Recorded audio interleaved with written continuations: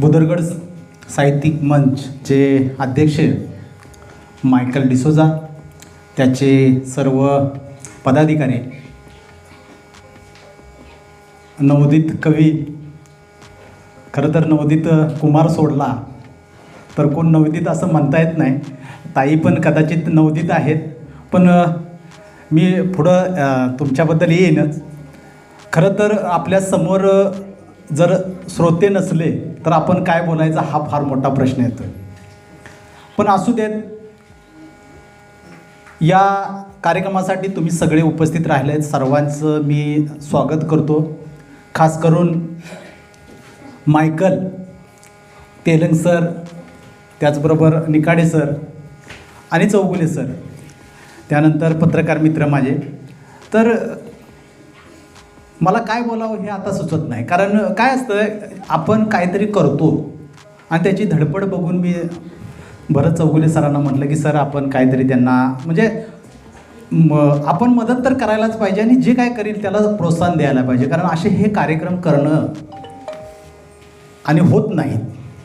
काही वेळा वेगवेगळ्या विषयाचे कार्यक्रम होतात, ज्या म्हणजे तुमच्या डान्स स्पर्धा असतील किंवा वेगवेगळ्या प्रकारच्या असतात, आपण त्याच्यात जात नाही.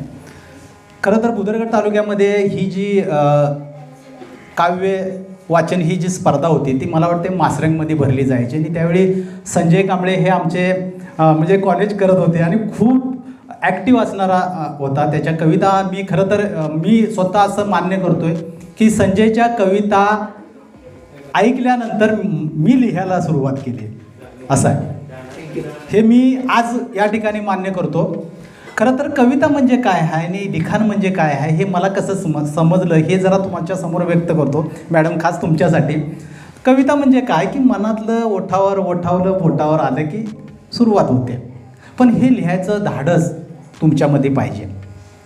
मी सांगण्याचं तात्पर्य हे आहे की माझी सुरुवात कशी झाली हे तुम्हाला सांगितल्यानंतर कवी कसे निर्माण होतात ते म्हणजे तुम्हाला लक्षात येतील. खरं तर माझा प्रांत हा लिखाणाचा अजिबात नाही, पण एका NGOच्या माध्यमातून आम्ही जॉईन झालो आणि मग पथनाट्य लिहायचं आणि ते पथनाट्य सादर करायचं असा प्रयोग आम्ही NGOच्या माध्यमातून केला आणि मग लिखाणाला सुरुवात झाली.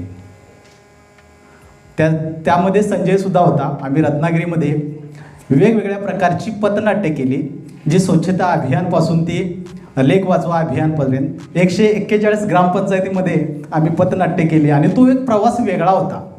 म्हणजे आमचा एक पथनाट्याचा ग्रुप होता, शाहिरी ग्रुप होता. खरं तर माझ्यासाठी हे सगळं नवीन होतं मॅडम, पूर्णपणे नवीन होतं. पण शाहिरांची कवनं कथा हे लक्षात आल्यावर पथनाट्य म्हणजे शासनाच्या ज्या योजना आहेत त्या कशा सादर करायच्या हे आपण लिहित गेलो आणि लिहित असताना अनुभव येत गेला आणि मग आमच्याकडनं सुरुवात झाली. खरं तर खूप गमती आहे. म्हणजे याबद्दल आमचा जो प्रवास आहे म्हणजे माझा तर 2010 पासूनचा प्रवास आहे तो खूप वेगळा आहे. नंतर मग त्या कविता लिहित गेलो, मग आईवडील दिसले, आईवडिलांच्यावरनं कविता, मग आजूबाजूचा परिसर, नंतर मग आमचं जे वाचन क्षेत्र होतं. माझं बालपण पुण्यात गेलं.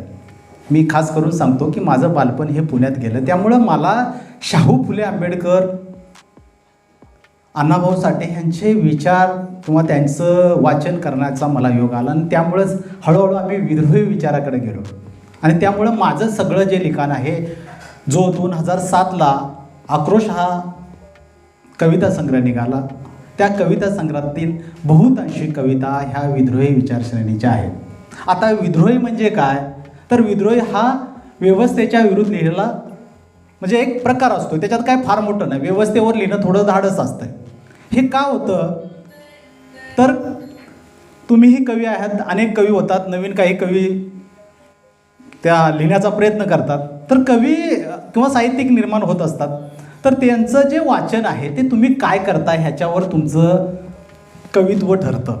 आता लिखाणाची सुरुवात कशी झाली बघा. आता पथनाट्याच्या माध्यमातून आम्ही पथनाट्य सादर करत होतो, मग गाणी छोटी छोटी लिहित होतो आणि मग त्यावेळी 2010ला संजूला माहीत आहे, आपण शाहीर प्रभाकर आपले भोसले यांना घेऊन आम्ही तो म्हणजे एक ग्रुप तयार केला आणि 141 ग्रामपंचायत सादर केलं होतं. त्याच्यामध्ये एक गाणं आपण जे स्लोगन होतं त्याच्यावर तयार केलं होतं आणि त्या गाणं इतकं गाजलं म्हणजे सुरुवात कशी होते ही मी तुम्हाला सांगतो. म्हणजे काय होते बघा, ते एक कडवं म्हणतो तुम्हाला, म्हणजे जरासं तुम्हाला लक्षात येईल. मोडक्या संसाराचं दिसा आता सरलं सरलं निसरलं आपलं घर धनधान्यानं भरलं. टी व्ही आला, फ्रीज आला, कुकर आला, मिक्सर आला, आता एक काम हो उरलं. आता हे आणि काय उरलं, उजदाराला, परड्याकडं, गावदरीला, माळाकडं, गावात येणाऱ्या रस्त्याला, गावात येणाऱ्या रस्त्याला. अहो धनी कुठं कुठं जायाचं संडासला, सांगा कुठं कुठं जायाचं संडासला. म्हणजे काय होते बघा, एका महिलेची व्यथा होती.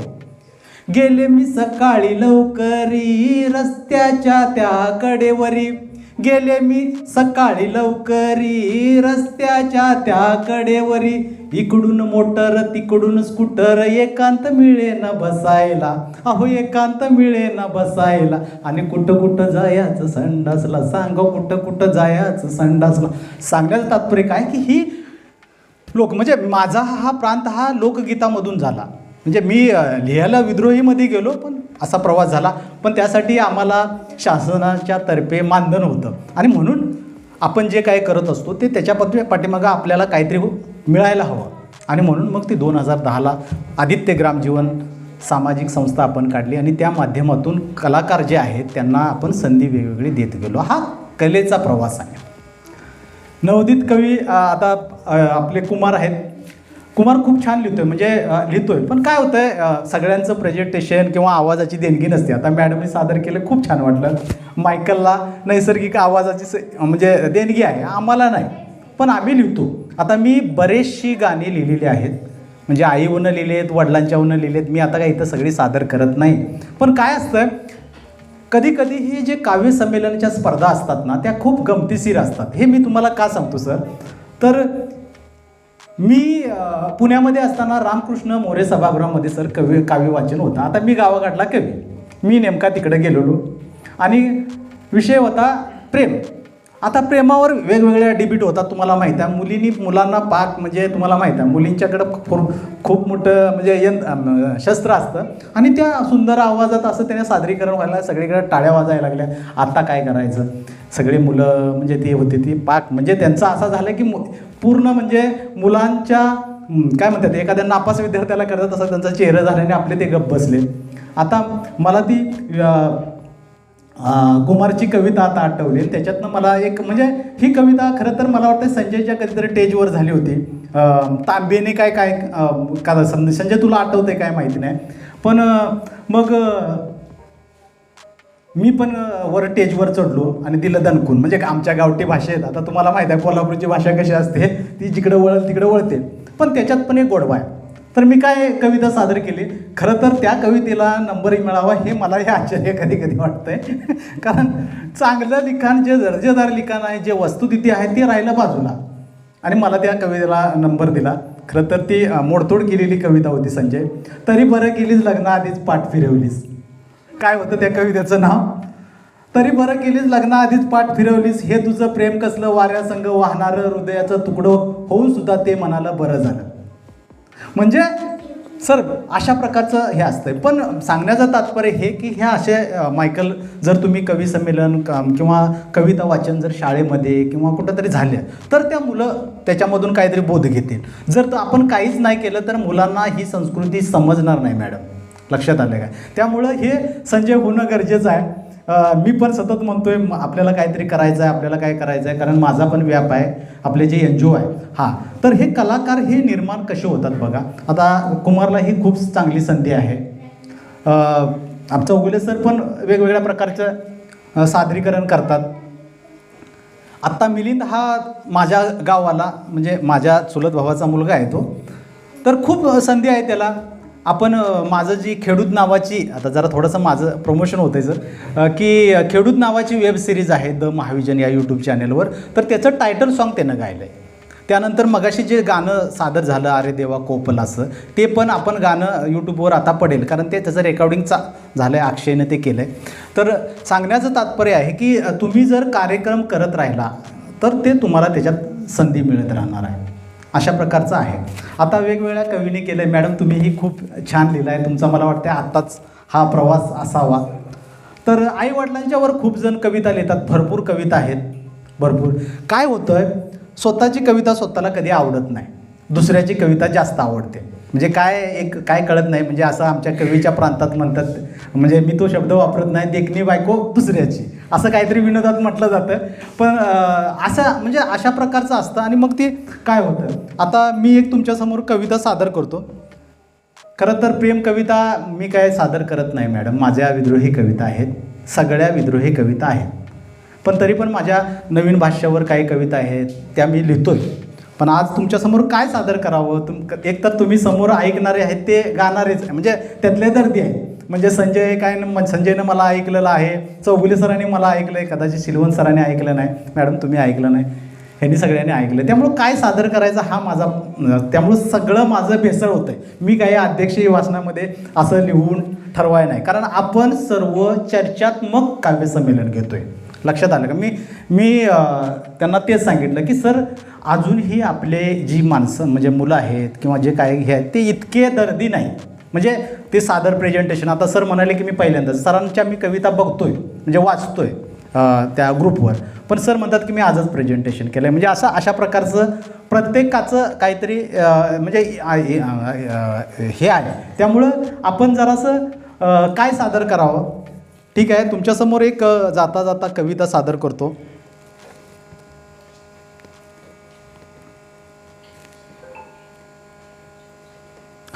तसं वेगवेगळ्या कविता आईवडिलांच्यावरनं लिहित असताना एखाद्या वेगळ्या ट्रॅकनं आपण लिहितो.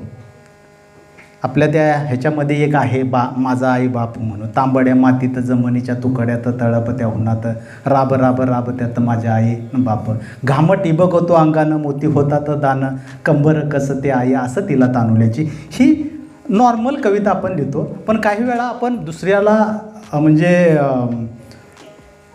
वास्तव मांडण्याचा प्रयत्न करतो आहे. मला वाटतं संजूची एक कविता आहे जी मी माझ्या आग्रहास्तव ती मी बऱ्याच ठिकाणी सादर केली आहे. माझं म्हणणारा इथं कोणी राहत नाही. म्हणजे ही संजूची कविता आहे. आणि खरं तर संजूसाठी जरा टाळ्या वाजवा प्लीज. संजूची कविता आहे, मी सादर करतो. माझं म्हणणारा इथं कुणी राहत नाही, किती मिळवली धनसंपत्ती तू बरोबर नेत नाही. सर, माझं म्हणणारा इथं कुणी राहत नाही, किती मिळवली धनसंपत्ती बरोबर ती कोण नेत नाही. आजोबा माझा म्हणत होता हे सारं माझं आहे, मेल्यावर नेऊन ठेवला तिरडीवर, त्यावेळी त्याच्या कमराला करदोडावी नाही.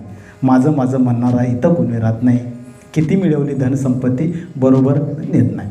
खरं तर संजूनं 20 वर्षानंतर सादर केलं. खूप ॲक्टिव्ह असणारा मुलगा आहे, त्याच्याकडं खूप काही आहे. फक्त काय त्याच्या संसाराच्या व्यापामध्ये राहिलं. फक्त आम्ही सुदैवी आहे सर की आम्हाला एक म्हणजे टचमध्ये राहिलो आणि NGOच्या माध्यमातून वेगवेगळ्या माध्यमातून मी स्वतः प्रॅक्टिकली आहे आणि मी फुकट काही करत नाही. म्हणजे माझं एक मत आहे, तुम्हीसुद्धा आज कलाकार आहात, कलेच्या प्रांतात तुम्ही काही योगदान दिलं आहे मॅडम. तुम्हीही असाल साहित्यिक म्हणून भविष्यामध्ये जर तुम्ही वेगवेगळ्या प्रकारे राहिलं तर साहित्यिक म्हणून गव्हर्नमेंटकडनं आपल्याला मानधन मिळतं. तर तुम्ही प्रॅक्टिकली करायला पाहिजे. आज तुम्ही असं आपण कोण म्हणणार नाही की आजच आपल्याला मिळणार आहे. तर अनेक जे नवोदित कवी आहेत त्यांना संधी आहे, वेगवेगळे माध्यम आहेत. माझ्याकडं स्वतः 2 यूट्यूब चॅनल आहेत. त्यामुळं मी तुमच्याकडे काही कलाकार असतील तर त्यांना वेगवेगळ्या प्रकारची संधी आपण देऊ शकतो. अशा प्रकारचं म्हणजे तुम्हाला या ठिकाणी आव्हान करतो. त्यामुळं तुम्ही कार्यरत राहा. खरं तर मगाशी मिलिंदनं एक विषय मांडला, त्या अनुषंगाने मी म्हणतो ह्या ज्या कलाकारांना कुठंतरी आपण एक वेगळं म्हणजे टेच करून दिलं पाहिजे. तर कसं असतं, शासनाच्या आयोजनामधून महोत्सव भरले जातात. आता हे महोत्सव भरले जातात, समजा भुदरगड कला महोत्सव म्हणून भरला जातो, तर त्याला नेमकं जे शिक्षण विभागाअंतर्गत तो कला महोत्सव असतो, तर ह्याच्यापर्यंत आपली लोकं जात नाही असा म्हणजे आहे. मग आपण कुठंतरी कमी पडतो आहे किंवा आपण त्यांच्या टचमध्ये राहत नाही किंवा जी त्यांच्या संबंधित असतात त्याच लोकांना स्टेजवर घेतलं जातं आणि त्यामुळं तुम्ही राहताय. म्हणजे खरं तर संधी आहे. मी पत्रकारांना विनंती करतो की तुम्ही भुदरगड तालुका एखादा ग्रामीण महोत्सव घेऊ शकता, ज्याच्यामध्ये नेहरू युवा केंद्राअंतर्गत मी कार्यक्रम घेतला आहे, पण तो छोट्या प्रमाणात घेतला आहे. म्हणजे समजा आता एखादा तुम्ही कलाकार आहे, त्या कलाकारांचं सगळं वाद्य किंवा महोत्सव असेल, डान्स महोत्सव असेल, आता अशा प्रकारचे वेगवेगळे महोत्सव आपण घेऊ शकतो. प्रॉब्लेम हा आहे की त्याला जो फायनान्स पाहिजे, तो आपल्याकडं नाही आहे आणि त्यामुळे हे म्हणजे शक्य होत नाही. तर निश्चित आहे आता मिलिंदला संधी आहे. मिलिंदला निश्चित मी एका वेगळ्या स्टेजवर नेणार आहे, कारण त्याचे आता अल्बम माझ्याकडं तयार होतो आहे. फक्त कसं असतं आहे, काही गोष्टी आमच्याकडं पण लगेच उपलब्ध होतं आहे असातला भाग नाही. एकच कडवं म्हणतो, चल गड्या गातो आता पेरणी केली जाता जाता, भारताची नवी दिशा ओठावरती, महासत्ता जगामध्ये सारे मने मनामध्ये स्वातंत्र्याच्या तालावरती. ही एक सध्याच्या ह्याच्यावर लिहिलेलं आहे.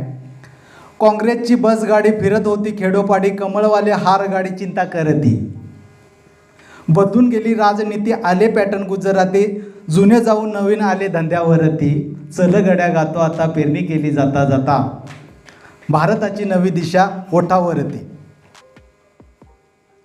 चल गड्या रोज नवा नट्टापट्टा, आश्वासनाचा मोठा डेटा, हाऊस माझी देशवारी, विमान उडे वाऱ्यावरती, चल गड्या गातो आता पेरणी केली जाता जाता, भारताची नवी दिशा ओठावरती. खरं तर खूप मोठी आहे, पण जाता जाता त्याच्यातली दोनच कडवी म्हणतो.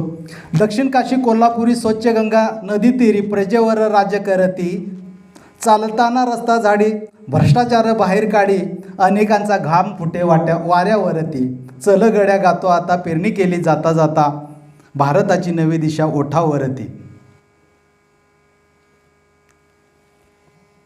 शिकलेली पोरपोरी ऑनलाईन शिक्षण भारी, पैसे घेऊन पळापळी राज्य करती, प्रेम केलं मतं दिलं सारं माती मोल झालं, धोका खाऊन डोळ्यामध्ये लोक जळती, चल गड्या गातो आता जाता जाता पेरणी केली. अशा प्रकारचं ही कविता. खरं तर हे सांगण्याचं तात्पर्य असं आहे की मी फक्त लिहितो, गात नाही. जर हे शायरीच्या आवाजात झालं तर खूप मोठं वेगळ्या प्रकारचं पूर्ण असं आहे. तर ही देशाची जी अवस्था आहे त्याची मांडणी करण्याचा प्रयत्न केलेला आहे.